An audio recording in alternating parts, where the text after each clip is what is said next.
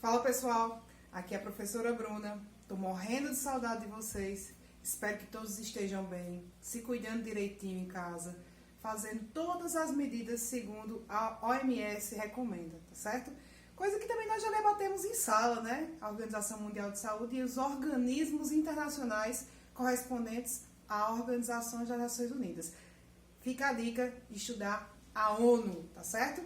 Agora, na aula de hoje, vamos focar mais na sequência dos nossos conteúdos. Nós que estudamos a formação do território brasileiro, nós agora, com aquela apostila que vocês também podem dar uma olhadinha para dar uma revisada, nós vamos começar a estudar um pouquinho das migrações. Afinal de contas, é importante estudar o contexto das migrações. Por quê? Porque as migrações, elas estão ocorrendo no mundo e através das migrações também dos seres humanos é que nós tivemos a composição étnica na nossa população. Desde a chegada dos portugueses até os chineses que estão consolidando essa migração atual, venezuelanos, coisas que nós já debatemos em sala de aula, beleza? Agora nós vamos dar umas definições aqui no slide sobre os fluxos migratórios.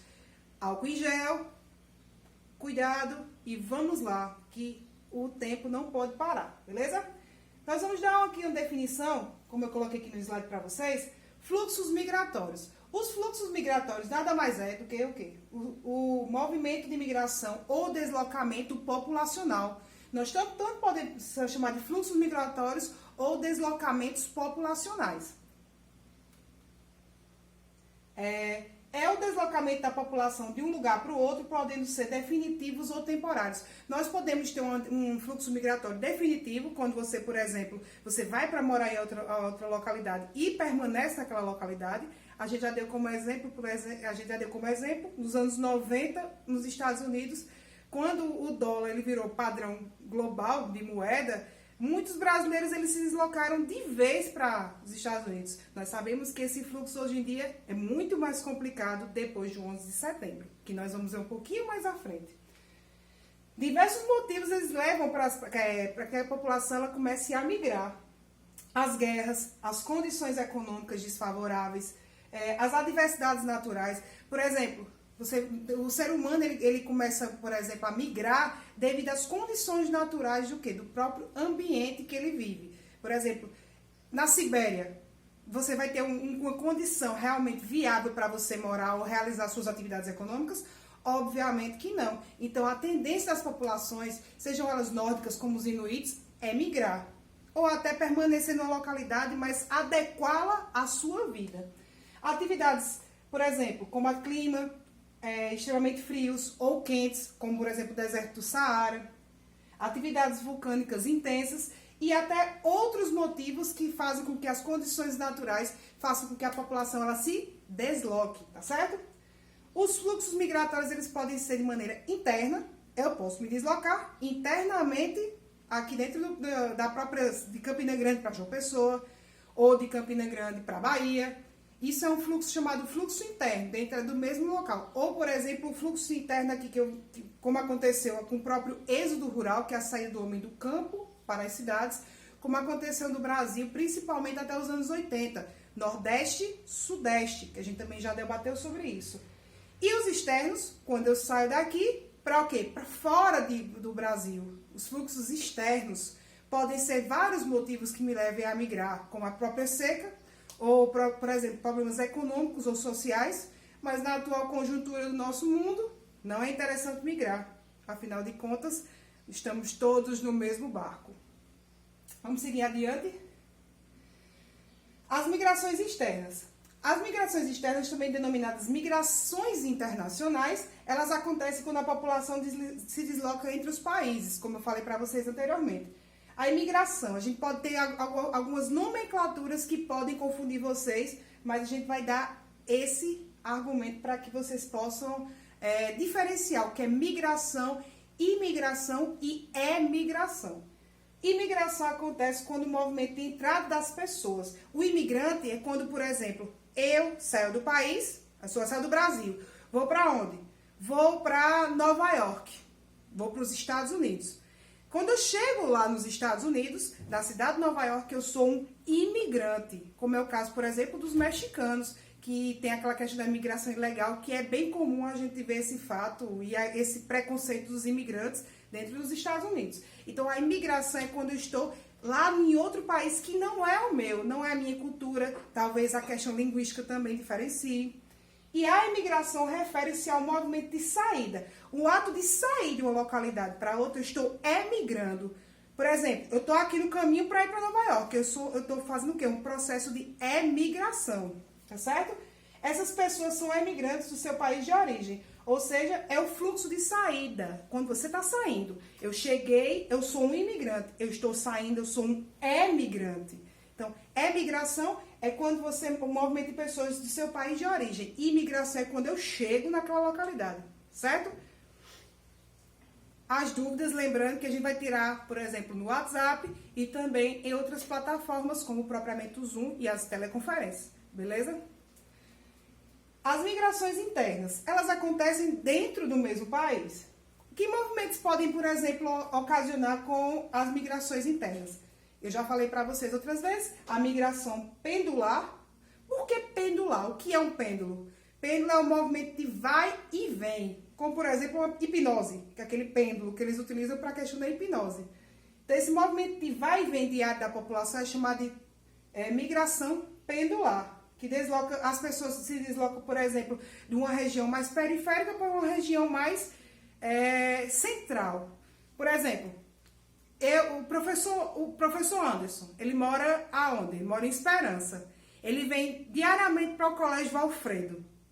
Então, ele está fazendo algum tipo de imigração? Sim, ele está saindo de uma cidade para outra em forma de um pêndulo, um movimento diário. Todo dia ele volta para a Esperança. Então, isso é um tipo de imigração que o professor faz de maneira pendular. Ele está se deslocando para o trabalho ou para outras atividades econômicas numa cidade maior. E a transumância é o deslocamento populacional que ocorre em certos períodos do ano. Por exemplo, eu sou trabalhadora boia fria, que é aquela galera que trabalha retirando a cana. E vocês sabem que a questão da agricultura, ela é periódica. Então, isso é um movimento de transumância. É só daquele período que a pessoa vai se deslocar, depois ela volta para seu local de origem. Esse movimento se chama de transumância. Os tipos, de maneira geral. Migrante, qualquer pessoa que muda de um país ou região. Emigrante, quem deixa seu local de nascimento. Imigrante, quem entrou em uma nova região ou país. Lembre-se, desses conceitos são importantíssimos para a realização de questões, principalmente no Enem, que movimentos migratórios eles são bem importantes nesses estudos pró-Enem.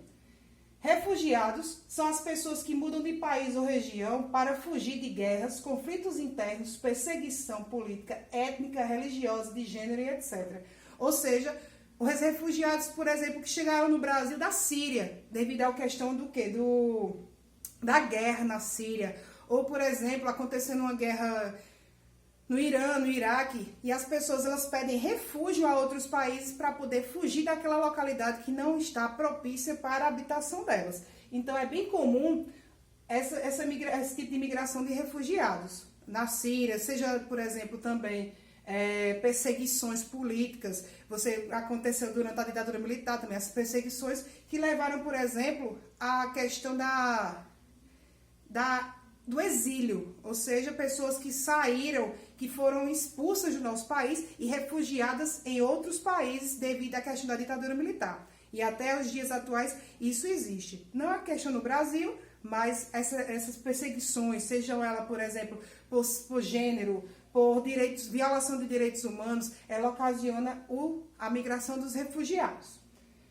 Solicitante de asilo, ou seja, quando você é asilado é quando você é expulso de um país e você automaticamente o outro país tem que abrigar aquelas pessoas.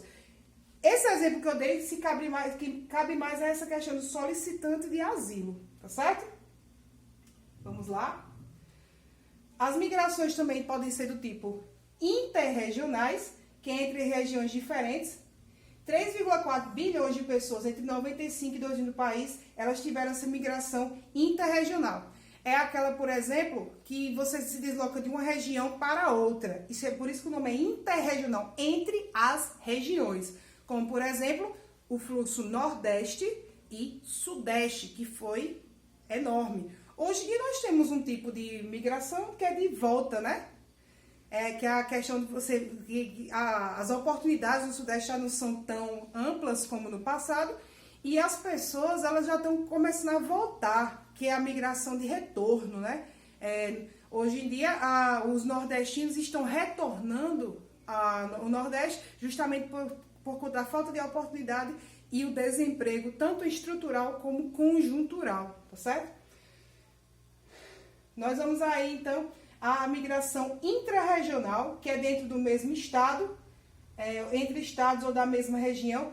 Estimadamente, o censo de 2010 diz que aproximadamente 4,6 milhões de pessoas eles fizeram essa migração intrarregional, ou seja, do mesmo estado. Você se deslocar daqui, por exemplo, para Alagoas, ou daqui para Recife, em busca, por exemplo, de uma vida melhor, ou de emprego, ou, por exemplo, retornar para familiares.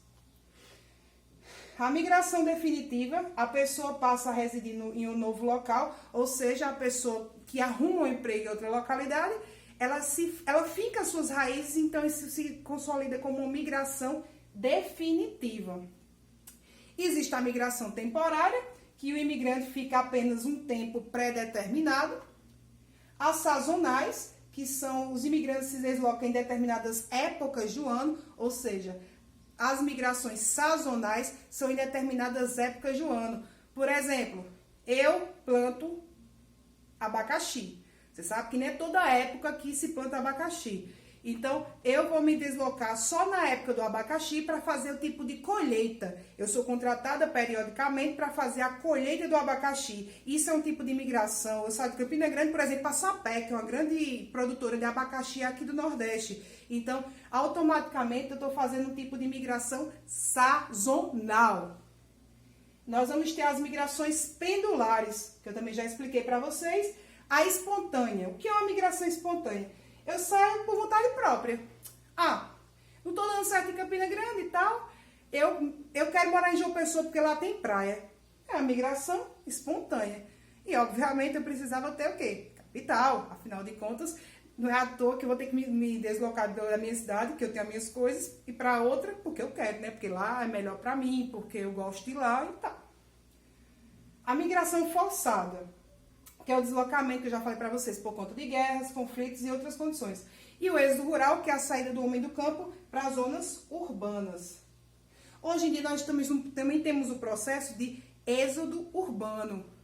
Aquela galera que se sente incomodada do barulho, da poluição, de todas as turbulências que existem na zona urbana, é comum ela se deslocar para o quê? Para as zonas rurais. Então, existe também hoje em dia um fluxo migratório de migrações urbanas, se deslocar para uma área mais verde, uma área mais distante do epicentro da movimentação das cidades, tá certo?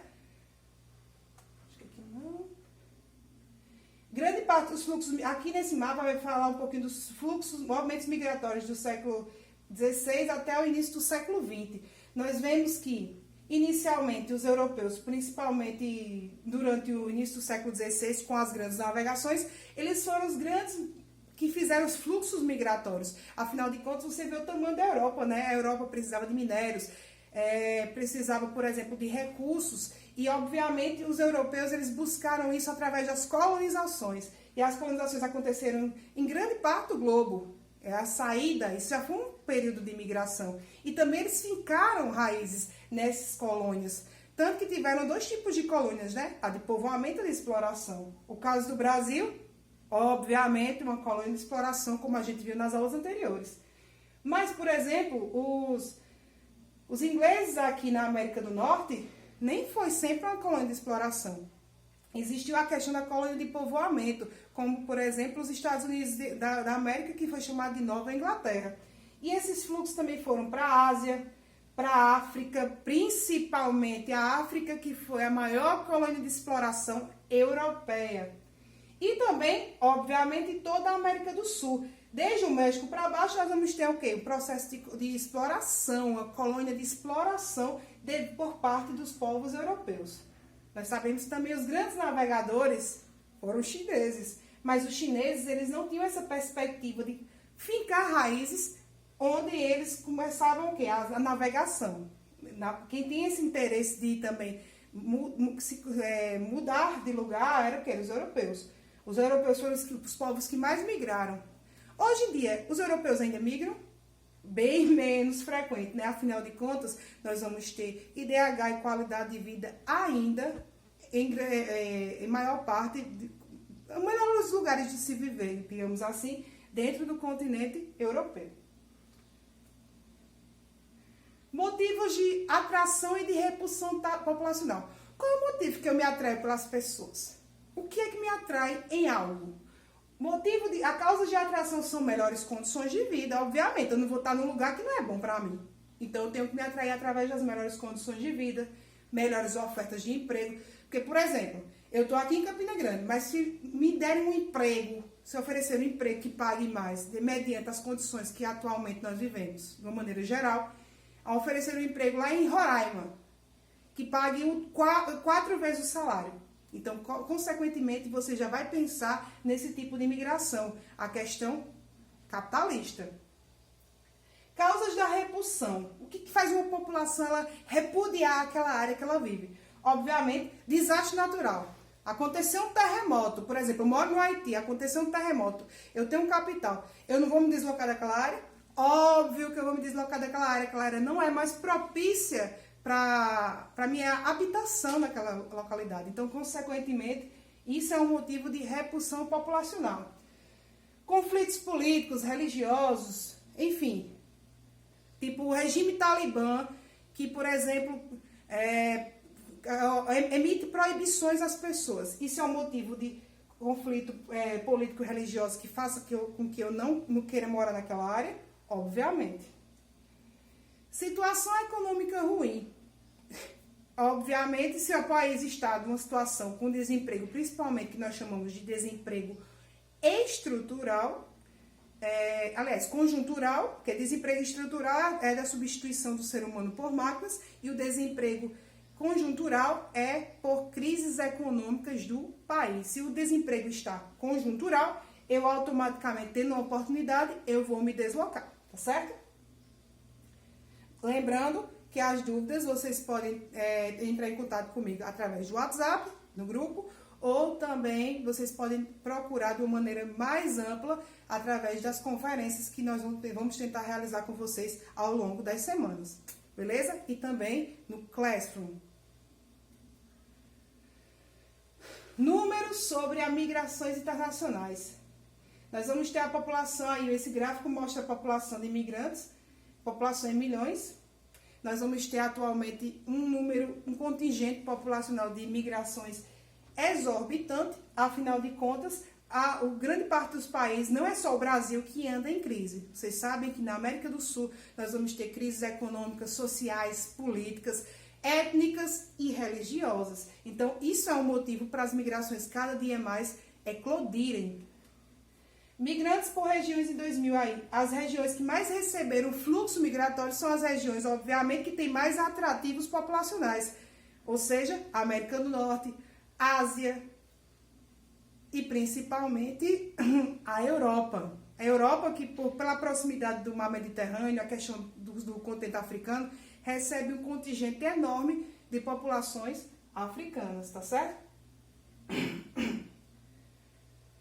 Nós vamos ter aí, números sobre a migração internacional. País onde tem maior parte de imigrantes médias e anual de imigrantes. Nós vamos ter aí, países onde tem, por exemplo, pessoal que emigra, que sai. Brasil está entre eles, né? Um contingente de pessoas que saem de uma localidade de origem em busca de uma vida melhor.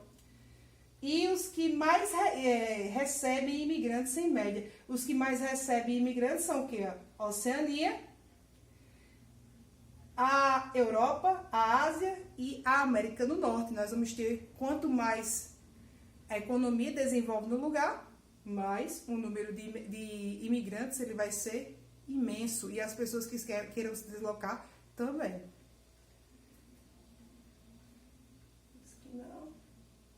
Aí nós vamos ter, por exemplo, a distribuição de imigrantes no mundo, né?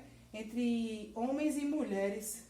Nós vamos ter grande parte dos imigrantes que nós temos, principalmente na América do Norte, são imigrantes latinos, ou seja, aqui da América Latina, do México para baixo. E, obviamente, o contingente de imigração para a Europa vão ser mais de africanos. Quem migra mais, homens ou mulheres? Nós vamos ter o quê? Uma migração principalmente masculina e depois, no caso, uma migração de fluxo de crianças e mulheres. Vamos ver agora os ciclos migratórios internacionais. O primeiro ciclo, nós vamos ter do século XV ao século XVII, que vão ser a partir dos descobrimentos. Ou seja, no século XV e XVII é marcado pelas grandes navegações. Então, consequentemente, nós vamos ter também, considerando-se o fluxo migratório. Na saída de uma população para outra localidade, motivos financeiros, capitalistas. Segundo ciclo, do século XVII ao século XIX, nós vamos ter os movimentos de escravos.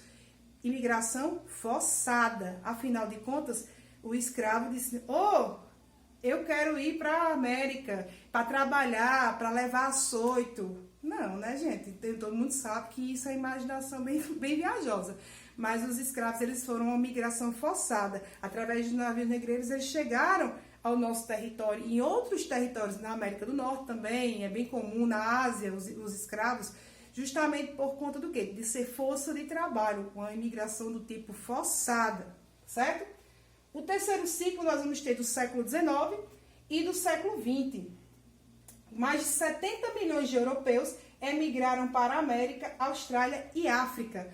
Ou seja, no terceiro ciclo nós vamos ter uma imigração principalmente para a América, Austrália e África. Isso no século XIX. O que aconteceu principalmente no século XIX? A segunda Revolução Industrial. A segunda Revolução Industrial que marcou o quê? A isenção cada dia maior do uso das máquinas. As revoluções industriais, como nós estamos no final do ano passado, elas foram marcadas pelo uso, principalmente na segunda revolução, das máquinas e a substituição da mão de obra humana por máquinas. No quarto ciclo, nós vamos ter no século XX, na década de 30, diminuição devido às guerras e crises econômicas. Século XX, as migrações elas ficaram mais cessantes. O que nós vamos ter é mais um movimento de imigração, ou seja, principalmente em busca de uma vida melhor, por conta das crises econômicas sucessivas entre os países e as transformações econômicas que aconteceram devido às revoluções industriais. Beleza?